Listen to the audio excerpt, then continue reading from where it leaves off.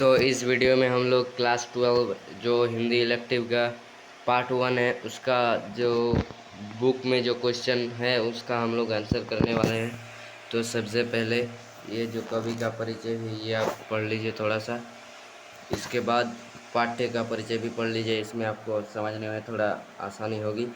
नीचे जो पाठ्य पुस्तक के प्रश्न उत्तर है उसमें सबसे पहला जो प्रश्न है, मैंने भ्रमवश जीवन संचित मधुकरियों की भीख लुटाई, पंक्ति का भाव स्पष्ट कीजिए।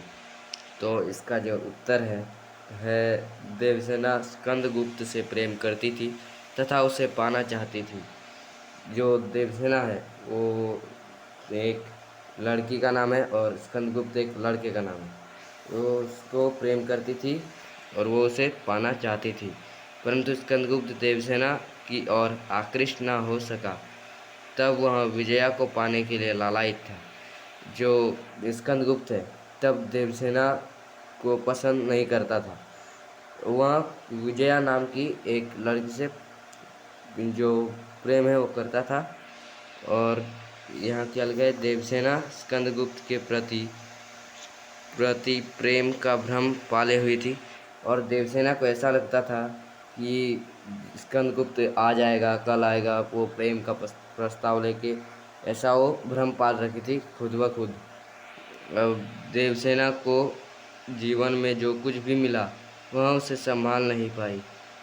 देवसेना ने अनुभव किया कि उसने जीवन भर की संचित पूंजी को लुटा दिया है। जीवन की सांध्य बेला में उसे अपनी भूल का एहसास हुआ। वह अपनी इस भ्रम भरी भूल का प्रायश्चित करती है।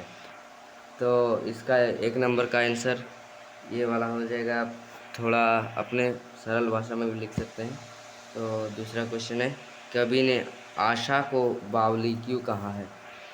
तो आशा आशा जो है सबका मन के एक आशा तो होता ही है, उसको कवि ने बावला मतलब बावली क्यों कहा है, वही जो क्वेश्चन है वो पूछ रहा है।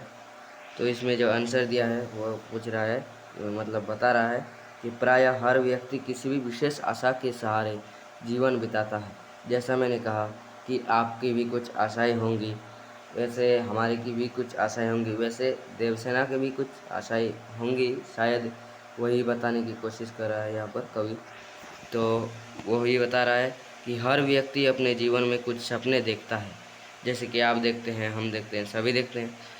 तो ये प्रेम की आशा में व्यक्ति अपने मोहक सपनों को बुनता है। और जो कुछ व्यक्ति वो प्रेम की आशा करता है, व्यक्ति होता है ना कुछ वैसा, तो वही बता रहा है। भले ही उसे असफलता क्यों ना मिले, उसे सफलता मिले या असफलता मिले, वो पहले वो सब सोचता ही नहीं है। यहाँ तक कि व्यक्ति धुन का पक्का होने की हालत में पागलपन की स्थिति तक पहुँच जाता है।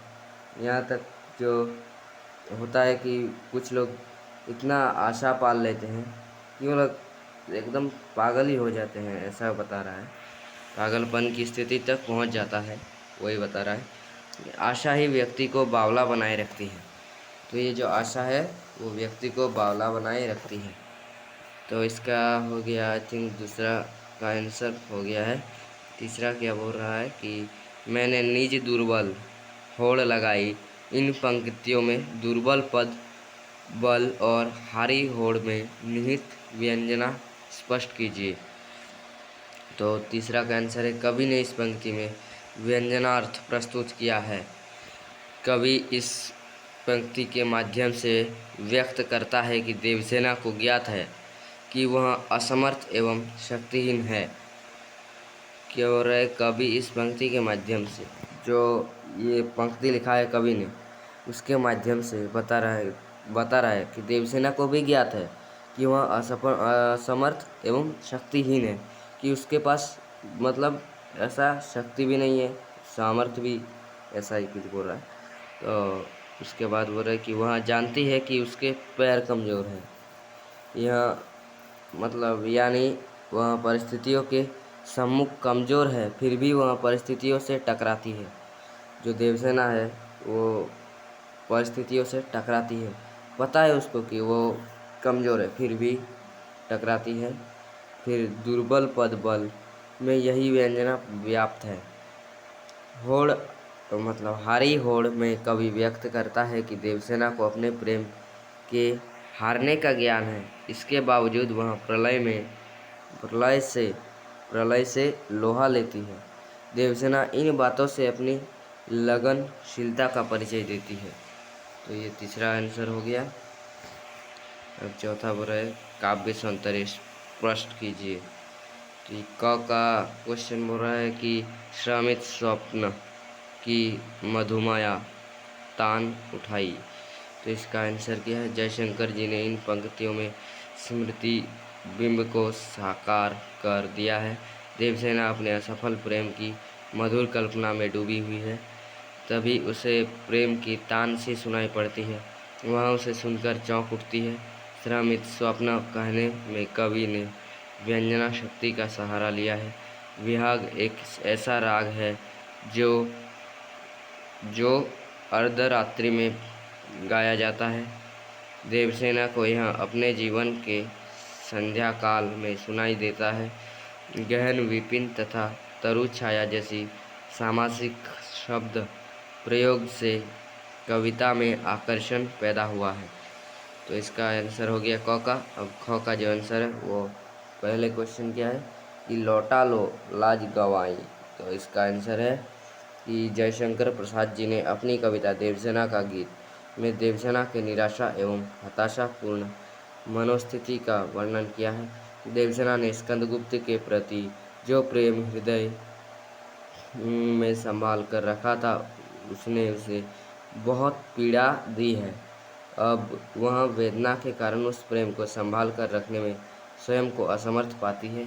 अतः वह अपने धरोहर को स्कंदगुप्त को वापस लौटा देना चाहती है। उसकी यही वेदना कविता की करुणा हाँ खाती में उभरकर परिलक्षित हुई है। देवसेना कहती है कि उसने स्कंदगुप्त के प्रेम को संभालते संभालते अपने मन की लज्जा तक को गवा दिया है। हाँ मैं पुनरुक्ति प्रकाश अलंकार है। हाँ में जो है वो पुनरुक्ति प्रकाश अलंकार है। तो ये पांचवा और अंतिम है कि देवसेना की हार या निराशा के क्या कारण हैं। तो देवसेना की हार या निराशा के पीछे अनेक कारण रहे हैं। जैसे हुनों का आक्रमण में देवसेना की भाई व परिवार के अन्य सभी सदस्यों का वीरगति को प्राप्त हो जाना। देखिए जो देवसेना जो हार गई है उसके बारे में बताया जा रहा है कि उन्होंने जब आक्रमण किया, देवसेना के जो भाई व परिवार जो सदस्य थे वो वीरगति को प्राप्त हो जाना मतलब हो गए। आई थिंक पूरे परिवार में वह अकेली ही बची थी। पूरे परिवार में वो अकेली बची थी। वह अपने भाई के स्वप्न को साकार होते देखना चाहती थी, लेकिन वह चाहकर भी कोई विशेष प्रयत्न नहीं कर पाई। देवसेना स्कंदगुप्त से प्रेम करती थी, जबकि स्कंदगुप्त स्वयं धून कुबेर की पुत्री विजया पर आसक्त था, जो धून कुबेर की पुत्री थी विजया पर वो उससे प्यार करता था। इस तरह देवसेना को प्रेम में भी असफलता ही हाथ लगी। देवसेना स्वयं को उपेक्षित जानकर निराशा से भर उठी। देवसेना को वृद्ध पर्णदत्त के आश्रय में गीत गाकर भिक्षा मांगने को विवश होना पड़ा। तो आज का वीडियो यही ख़त्म होता है। तो आप लोगों से निवेदन है कि वीडियो को लाइक और चैनल को सब्सक्राइब करें और ज़्यादा से ज़्यादा शेयर करें, जिससे हमारा भी मोटिवेशन हो। तो थैंक यू, मिलते हैं नेक्स्ट वीडियो में, तब तक के लिए बाय बाय।